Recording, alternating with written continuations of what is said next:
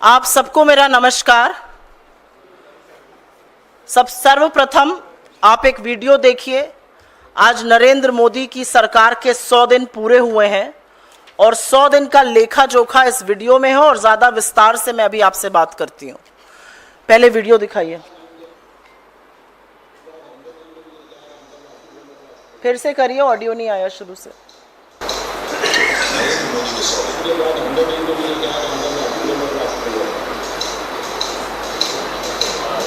नरेंद्र मोदी के 100 दिन में 28 रेल हादसे हुए, इनमें 21 लोगों की मौत हो गई, 26 आतंकी हमले हुए, 21 जवान शहीद हुए। महिलाओं के खिलाफ अपराध लगातार बढ़ रहे हैं, दलितों के खिलाफ अपराध बढ़े, पेपर लीक कर युवाओं का भविष्य बर्बाद कर दिया, बेरोजगारी बढ़ी, रुपए में गिरावट आई, दूध दाल सब्जी गैस सब महंगा हो गया, टोल टैक्स बढ़ाया, भ्रष्टाचार के बावजूद सड़क मूर्तियां, एयरपोर्ट की छत सब टूट गई। ये है नरेंद्र मोदी के 100 दिन का छोटा सा रिपोर्ट। ये छोटा सा रिपोर्ट कार्ड दिखाने के बाद आपसे विस्तृत रूप से चर्चा करेंगे। आज नरेंद्र मोदी की सरकार के 100 दिन पूरे हुए हैं और ये 100 दिन इस देश की अर्थव्यवस्था पर, इस देश के युवाओं पर, महिलाओं पर, इस देश की रेलवे पर, इस देश के इंफ्रास्ट्रक्चर पर, इस देश के इंस्टीट्यूशंस पर, भ्रष्टाचार के खिलाफ मार पर बहुत भारी पड़े हैं। इन 100 दिनों ने यह साबित कर दिया है कि नरेंद्र मोदी के पास किसी भी समस्या का कोई समाधान नहीं है, कोई विजन नहीं है और समस्याओं से मुंह मोड़ना, रण छोड़ के भाग जाना उनकी पुरानी आदत आज भी बरकरार है। 100 दिन में सरकार का हर पल अस्थिरता का, अनिर्णायकता का और अपरिपक्वता का प्रतीक है। इन 100 दिनों में उस गुब्बारे में बहुत हवा भरने की कोशिश की गई, लेकिन लोकसभा चुनाव में इस देश की जनता ने ऐसी कील चुभोई उस गुब्बारे में कि हवा भर नहीं पाई। और असलियत यह है कि जो मोदी जी चुनाव प्रचार प्रसार के दौरान अपने पहले 100 दिन के प्लान का जिक्र करते थे, उनके सामने विफलताओं का एक पुलिंदा खड़ा है। और हमारा सवाल है कि क्या है प्लान। प्लान यह है कि आप बैसाखियों पर आ जाकर खड़े हैं, आपने यू टर्न की सरकार के नए कीर्तिमान स्थापित किए हैं, रेल ध्वस्त है, इंफ्रास्ट्रक्चर ध्वस्त है, महिला सुरक्षित है, बेरोजगारी नित नया चरम छू रही है। यही है आपका रिपोर्ट कार्ड। मैं सिलसिलेवार तरीके से और जो एडजॉइनिंग पिक्चर होगी वो आपको जिस बिंदु को हम डिस्कस कर रहे हैं उसका प्रतीक होगी। पहला रिपोर्ट कार्ड का हिस्सा जो है वो नरेंद्र मोदी की यू टर्न सरकार, उसके बारे में चर्चा करेंगे। यू टर्न सरकार पिछले 100 दिन से चल रही है और यू टर्न करने को मजबूर इस देश के लोकतंत्र ने किया है, इस देश के विपक्ष ने किया है, इस देश के लोगों ने किया है। अहंकार अब नहीं चलेगा और यू टर्न सरकार को करना पड़ेगा। अगर आपका कोई गलत नतीजा देश के लोगों को कुप्रभावित करता है तो वो कानून नहीं बनेगा और आपको लगातार उस पर यू टर्न कराकर ही हम दम लेंगे। लैटरल एंट्री, जिसमें कि आरक्षण को ताक पर रखा गया और उसके बाद लैटरल एंट्री का प्रबंध किया गया, हमने आवाज उठाई, लोगों में आक्रोश हुआ, लैटरल एंट्री पे यू टर्न हुआ। कहते थे ब्रॉडकास्ट बिल लाएंगे, जो स्वतंत्र पत्रकार हैं, जो कठिन सवाल कुछ पूछते हैं, जो आईना दिखाते हैं, उनका मुंह बंद करने की, उनकी आवाज को दबाने की कोशिश होगी। इतना प्रतिकार हुआ उस पर, इतना विरोध हुआ कि उस बिल पर भी यू टर्न करना पड़ा। फिर बोला वक्फ बोर्ड बिल लाएंगे। यह कुछ नहीं था, यह सिर्फ पोलराइजेशन का, तुष्टीकरण का एक माध्यम था। और असलियत यह है कि समूचे विपक्ष ने खड़े होकर इस देश के लोगों ने आपको मजबूर किया, आपको उसको जेपीसी भेजना पड़ा। यह पहला कानून है जो 2019 के बाद आपने जेपीसी भेजा। आपने मिडिल क्लास पर इंडेक्सेशन लादने की कोशिश करी, एलटीसीजी टैक्स लादने की कोशिश करी। मिडिल क्लास का आक्रोश देखकर, विपक्ष की पहल देखकर आपको इंडेक्सेशन वापस लेना पड़ा। आप बड़ी बड़ी बातें करते थे, एनपीएस बहुत अच्छा है, ओपीएस खराब है, एनपीएस से बड़ा कुछ है ही नहीं, और एनपीएस को भी वापस लेकर आपको एक यूपीएस लाना पड़ा। तो मैं क्यों ना कहूं कि 100 दिन जो है वो लगातार यू टर्न का प्रतीक हैं। पर इन 100 दिनों में अगर एक संसाधन, एक संस्थान की बर्बादी हुई है तो वो है भारतीय रेल। और अगर उसका ग्राफिक ऊपर आ जाए तो आपको दिखाई देगा कि 100 दिन में 38 बड़े रेल हादसे हुए हैं और उन 38 बड़े रेल हादसों में 21 मौतें हुई हैं। असलियत यह है कि पिछले साल जून में बालासोर में एक बड़ा रेल हादसा हुआ और ऐसा लगता था कि सरकार उससे कुछ सबक सीखेगी, सरकार रेल को सुचारू रूप से चलाने का कोई प्रबंध करेगी। लेकिन फिर जून में कंचनजंगा ट्रेन का हादसा हुआ और ऐसा कोई दिन नहीं बीतता है जहां पर या तो कोई रेल पटरी से ना उतरी हो, या इंजन पटरी से ना उतरा हो, या रेल हादसा ना हुआ हो। और असलियत यह है कि 21 मौतों के बाद कवच अभी भी 2 किलोमीटर पर लग रहा है सालाना। और इस देश के रेल मंत्री, जो रील मंत्री बनने में ज्यादा मशगूल हैं, वो बेशर्मी से खड़े होकर कहते हैं ये छोटी छोटी घटनाएं हैं। रेल का पटरी से उतर जाना, रेल हादसे होना, एक नहीं, दो नहीं, 38 रेल हादसे होना। और अगर मैं 2023-24 के साल की बात कर लूं तो 313 हादसे ऐसे हुए, मौतें हुई। पिछले 100 दिन में 38 रेल हादसे इस देश के रेल मंत्री के लिए छोटी छोटी बातें हैं। बड़ी बड़ी लफ्फाजी की जाएगी, रेल को हम ये बना देंगे, वो बना देंगे, लेकिन असलियत यह है कि एक दिन नहीं बीतता है जब रेल पटरी से ना उतरी हो। 21 लोग जिन्होंने अपनी जान गंवाई, वो किसी के पिता थे, किसी के पुत्र थे, किसी की मां थी, किसी की बेटी थी, किसी की बहन थी। समझाइएगा उनको जाकर कि ये छोटी छोटी बातें हैं। उसके बाद इस देश ने इससे पहले तो ये कभी देखा ही नहीं था और हमने ऐसे ऐसे वाकये देखे इंफ्रास्ट्रक्चर के कोलैप्स के। नरेंद्र मोदी जी ने जिन एयरपोर्ट का उद्घाटन चुनाव के जस्ट पहले किया, जबलपुर, राजकोट, दिल्ली, वो एक बारिश नहीं झेल पाए, ताश के पत्तों की तरह वो गिर रहे थे। इस देश का संसद टपक रहा था, नया संसद जो बना है, और बाल्टी में पानी भरा जा रहा था। असलियत यह है कि अटल सेतु 18,000 करोड़ की लागत पे बना, उसमें दरारें आ गईं। असलियत यह भी है कि सुदर्शन सेतु जिसका इनॉग्रेशन मोदी जी ने किया, उसमें दरारें आ गई। और सबसे घटिया हरकत तो तब हुई जब छत्रपति शिवाजी महाराज, जिनकी मूर्ति का अनावरण दिसंबर 2023 में किया, वो 8 महीने भी नहीं चल पाई और वो मूर्ति टूटकर गिरी नहीं। इस देश की अस्मिता, इस देश के गौरव, शिवाजी का जो अपमान नरेंद्र मोदी और उनके साथियों ने अपने भ्रष्टाचार से किया, वो ना महाराष्ट्र भूलेगा, ना ये देश भूलेगा। ताश की पत्तियों की तरह एक के बाद एक संसाधन टूट रहे थे। कितनी ही सड़कें, कितने ही पुल टूट टूट कर गिर गए। और यह अनेक्शर के साथ हम आपको दे रहे हैं, इसमें सारे हादसे क्रमवार तरीके से, डेट वाइज तरीके से लिखे गए हैं। और तो और आस्था का प्रतीक श्री राम का मंदिर जो अयोध्या में बना, उसके भी गर्भगृह में पानी टपक रहा था। कौन है ये भ्रष्टाचारी जिनसे आपने ये इंफ्रास्ट्रक्चर बनाए? कौन जवाबदेही तय करेगा? चाहे वो नया संसद हो, चाहे वो शिवाजी की मूर्ति हो, चाहे वो सेतु हो, चाहे पुल हो, चाहे सड़कें हो, चाहे श्री राम का मंदिर हो।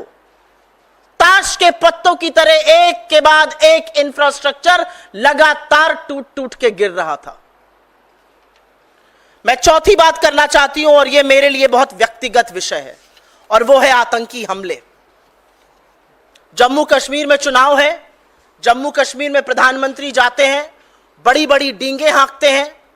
जम्मू कश्मीर में जाकर प्रधानमंत्री बड़ी बड़ी बातें करते हैं, लेकिन असलियत यह है कि जिस डोडा में खड़े होकर नरेंद्र मोदी भाषण दे रहे थे 48 घंटे पहले, उसी जम्मू कश्मीर के, उसी जम्मू के किश्तवाड़ में हमारे 2 सैनिक शहीद हो रहे थे। असलियत यह है कि जम्मू कश्मीर में पिछले 100 दिनों में 26, एक नहीं, 2 नहीं, 3 नहीं, 26 आतंकी हमले हुए हैं, जिसमें हमारे 21 शहीद हुए हैं सैनिक, करीब करीब 30 सैनिक इसमें घायल हुए हैं, 15 नागरिकों की मौत हुई है और 47 से ज्यादा नागरिक घायल हुए हैं। और दिक्कत तलब बात यह है कि अब जो आतंकी हमले हो रहे हैं वो कश्मीर से ज्यादा जम्मू में हो रहे हैं।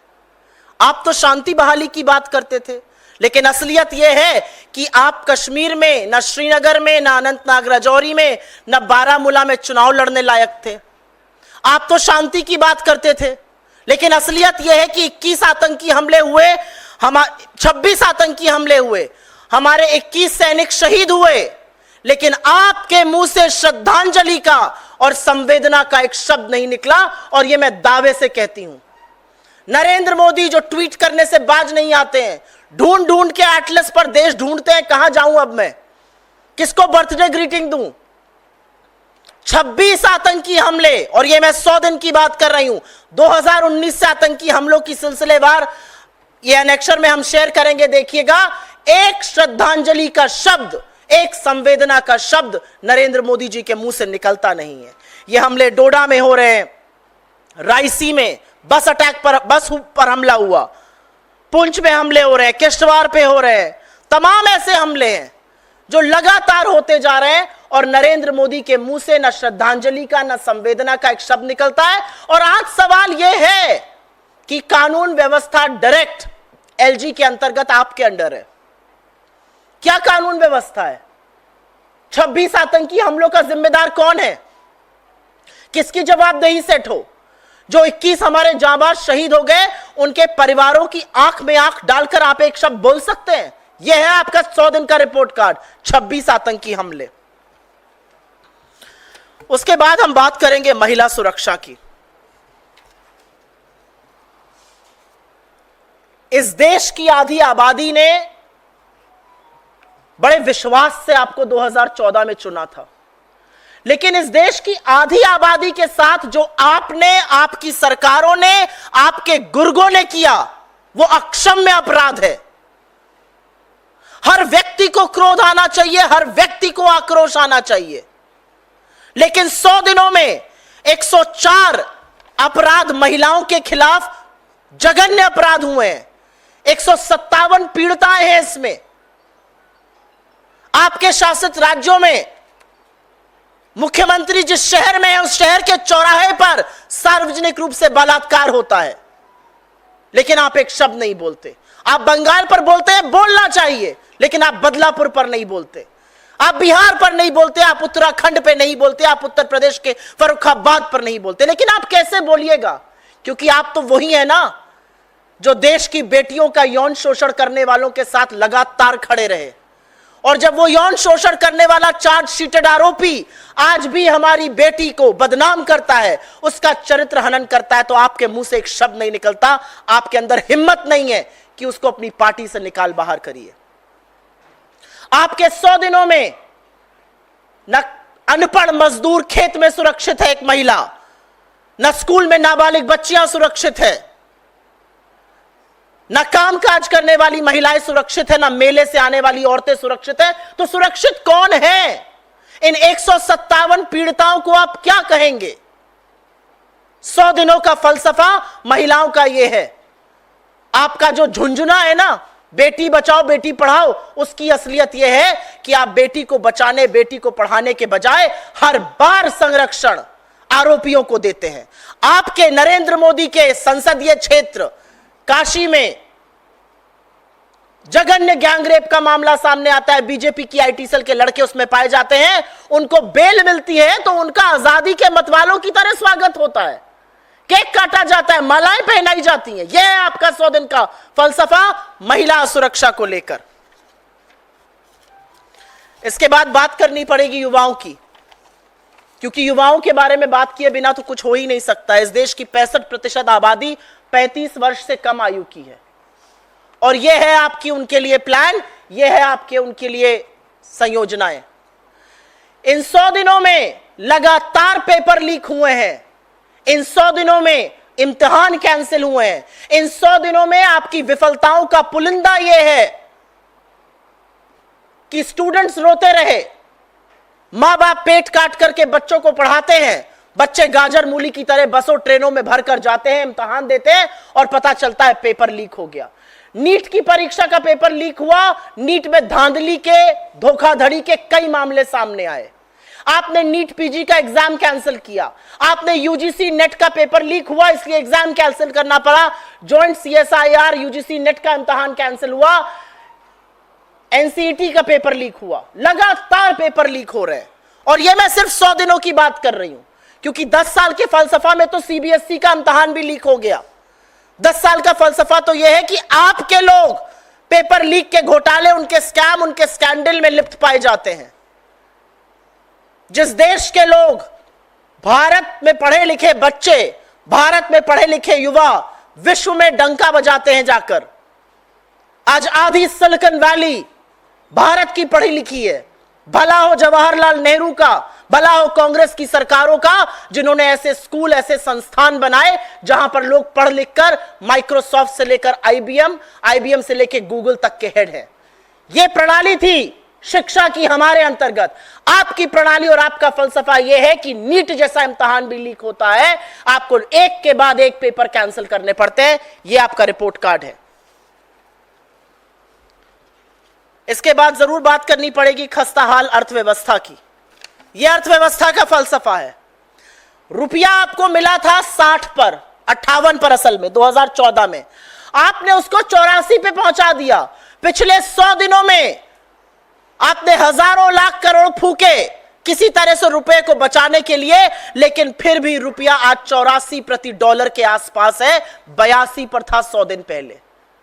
यह असलियत है। असलियत यह है कि फॉरेन डायरेक्ट इन्वेस्टमेंट, जिसका बहुत ढोल आप पीटते थे, वो लगातार गिर रहा है। ना सिर्फ डोमेस्टिक बल्कि फॉरेन इन्वेस्टर्स को आपकी पॉलिसी पर कोई विश्वास नहीं है।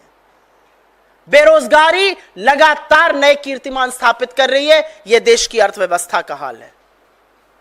और महंगाई की मार सहे बिना तो बात कैसे होगी। महंगाई डायन खाए जात है, बड़ा गाना था, उस गाने में एक लाइन और ऐड करिए, सखी सैया तो नईखे कमात है, महंगाई डायन खाए जात है। यह महंगाई का फलसफा है। महंगाई का यह हाल है कि चुनाव होते ही टोल टैक्स आपने 15% बढ़ाया, दूध के दाम आपने तुरंत बढ़ाए, सीएनजी का दाम बढ़ाया, आटा का दाम बढ़ाया, दाल का दाम बढ़ाया। आपने कमर्शियल गैस का सिलेंडर करीब करीब 50 रुपए 2 बार करके महंगा किया। आपने मिडिल क्लास पर एलटीसीजी इंडेक्सेशन जैसी वार करी। यह आपका असलियत है। यह महंगाई की मार है। जो देखना चाहे वो जरूर देखे।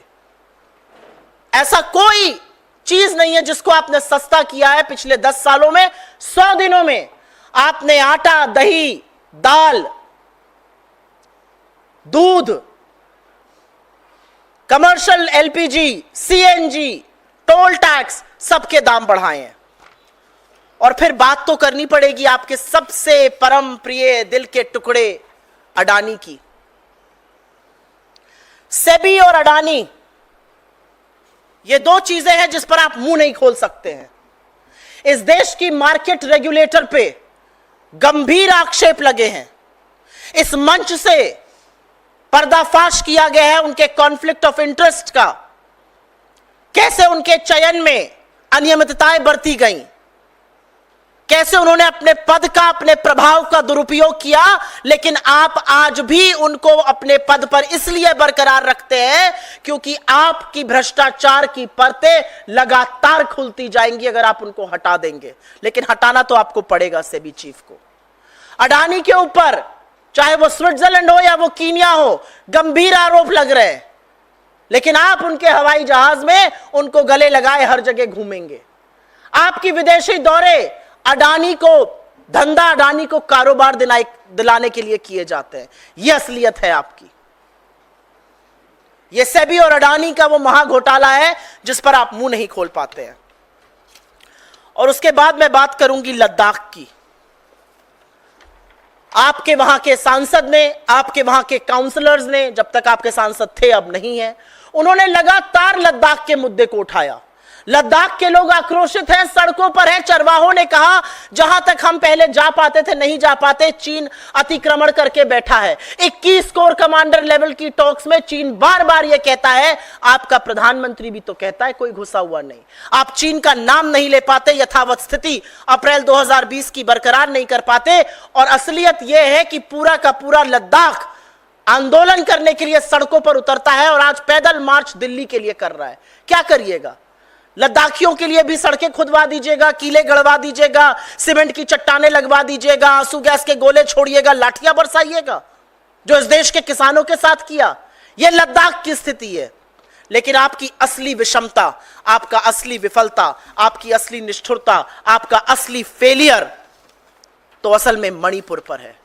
पर्दे के पीछे छिपकर जब नरेंद्र मोदी मणिपुर पर चुप रहते हैं तो आपकी सारी असलियत और सारी कलई खुल जाती है। 16 महीने से इस देश का एक राज्य जल रहा है, वहां पर फिर से हिंसा भड़की और इस बार रॉकेट से, ड्रोन से, आरपीजी से हमले हो रहे हैं।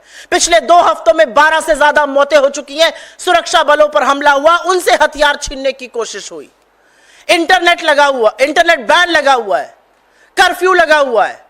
लेकिन आपके अंदर ना तो इतना आत्मिक साहस है, ना बल है, ना हौसला है, ना हिम्मत है और ना नियत है कि आप मणिपुर जा सके। यह आपका 100 दिन का फलसफा है। लेकिन कभी कभी सोचती हूं, जब 16 महीने से नहीं गए तो अब आप क्या मणिपुर जाइएगा? आपने मणिपुर को, उसके हालात पर, मणिपुर को जलने के लिए छोड़ दिया है। तो मैं सिर्फ इतना कहूंगी कि लोकसभा में बड़ी बड़ी बातें करने वाले, चुनाव के दौरान अपना 100 दिन का एजेंडा पे चर्चा करने वाले, बड़ी बड़ी जो बातें करते हैं,